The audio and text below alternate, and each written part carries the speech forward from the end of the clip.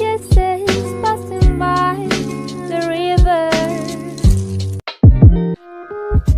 Halo guys, Assalamualaikum warahmatullahi wabarakatuh. Perkenalkan, nama saya Nurdiana Wulandari Hurendi. Saya dari Prodi Sejarah Peradaban Islam, Fakultas Usuluddin Adab dan Humaniora. Dalam video kali ini saya akan menjelaskan tentang sejarah dan ilmu-ilmu sosial. Materi yang pertama yang saya jelaskan adalah pengertian ilmu sosial. Apa sih itu ilmu sosial?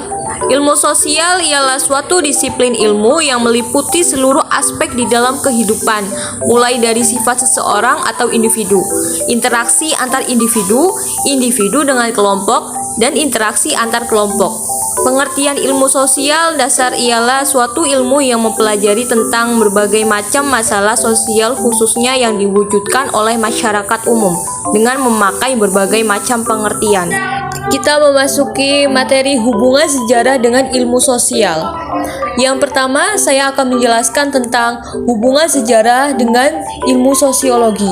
Dalam mengkaji ulang sejarah masa lampau dengan menggunakan pendekatan sosiologi, maka akan terungkap segi-segi sosial dari peristiwa itu.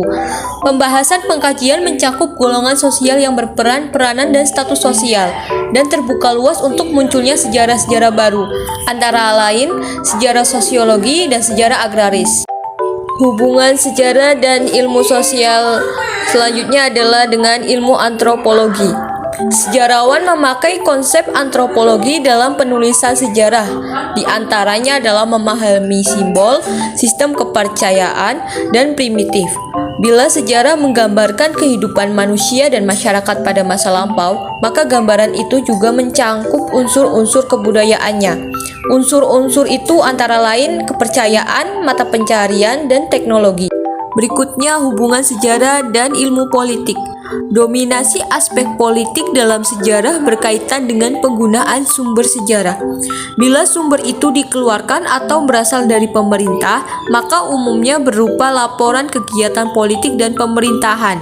Dengan kata lain, sumber sejarah yang demikian banyak memberi ruang dan informasi yang berkaitan dengan perilaku politik orang-orang besar.